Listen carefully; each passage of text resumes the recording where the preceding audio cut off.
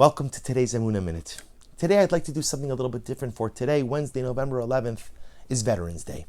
Today is the day that we must give hakar, so we must express gratitude to all those who have fought and defended this country, and to those who have made the ultimate sacrifice of life, laying down their life to protect the United States of America, its citizens, and the freedoms that we all too often take for granted. And it got me thinking a little bit. You know, there's an amazing Gemara in Meseches Rosh Hashanah. The Gemara says that on Rosh Hashanah, Kol Ba'ei Olam Ovrim Lefanav Kibnei Maron. Rosh Hashanah, all of the inhabitants of the world come before God, Kibnei Maron. The Gemara says, what does that phrase mean? The Gemara gives a variety of different interpretations. The interpretation that we're most familiar with is Kibnei Amarna, like sheep. And the imagery is that the same way that the sheep come out of the corral one by one, we go before HaKadosh Baruch Hu on the day of judgment one by one as well. But the Gemara gives another answer. The Gemara says, what does it mean, Kibnei Maron? Kechayolos Beis David. Like the soldiers of King David's army. Because apparently Rashi explains that the soldiers of King David's army, when they would go out to battle, they wouldn't go out in group formation. They'd march out in a single file line. Why? To inspire the masses with confidence. Because they were so strong. They were so bold. They were so brave. That let the people see one after the other, after the other, after the other, and it'll give them such confidence that we are going to be successful with an army like this. So we come before HaKadosh Baruch Hu and Rosh Hashanah like soldiers, one by one. But I thought that there's a deeper message in this Gemara as well. That when we come before God, we have to come as soldiers, meaning what? When a soldier goes out to battle, he is prepared to pay the ultimate price. He is prepared to lay down his life. Why? Because he believes in what he's fighting for. He believes in the country he's fighting for. He loves the citizens he's fighting for. He believes in the freedoms that he is fighting to protect. And therefore, if need be, he or she is willing to make the ultimate sacrifice.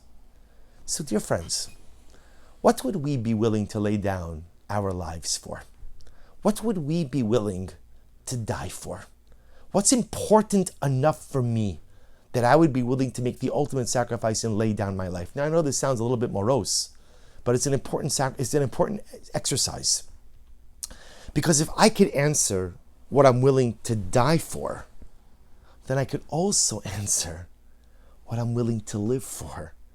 Because anything that's important enough to give your life for is also important enough to find a place in the way I live. What are the things, what are the values, what are the ideals that inform the way I live? If I could answer what I'm willing to die for, then I have to be able to see those very values expressed in the way I live my life. You see, a lot of times in life we espouse ideas, hashkafas, outlooks. We talk a lot about what we believe in. But do those beliefs find expression in my life? So I'll give you a simple example. If somebody were to take a video of one day of my life, and then someone else outside of me, outside of my family, were to watch that video of my day of life, would they be able, by watching 24 hours of my life, to see what's important to me? Would they be able to see my value system? Would they be able to see the things I hold dear? Would they be able to see my priorities from a 24-hour video of my life? If the answer is yes, then great. That means you're living your ideals. But I think for many of us, it may be that although I talk a lot about what I believe in, does it always find expression in the way that I live? Kechayolos Beis David. I have to be like a soldier before HaKadosh Baruch Hu. See, on Veterans Day, we commemorate and we honor the fact that individuals were willing to lay down their lives for this great country, the United States of America. Why? Because they believed in it. And when you really believe in something, willing to make the ultimate sacrifice. We're not called upon to make that level of sacrifice.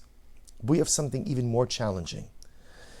To live our ideals. To die for your ideals. Rabbi Soloveitchik writes that to die for your ideals is incredible, but you only have to do that once.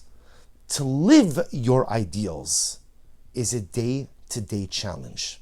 So on this day, when we honor those who have given their life in order to protect the ideals that we hold so dear, today when we honor those who have made the ultimate sacrifice because they believed in something bigger, let's think about not what we die for, but what we are willing to live for. What are the things that I hold dear? What are the beliefs? What are the tenets? What are the ideas? What are the ideals? What are the ethics? What's the morality? What's the higher calling that I live for? But let's not just talk about it. Let's make sure it finds expression in the way that we live each and every day. Wishing everyone a wonderful day.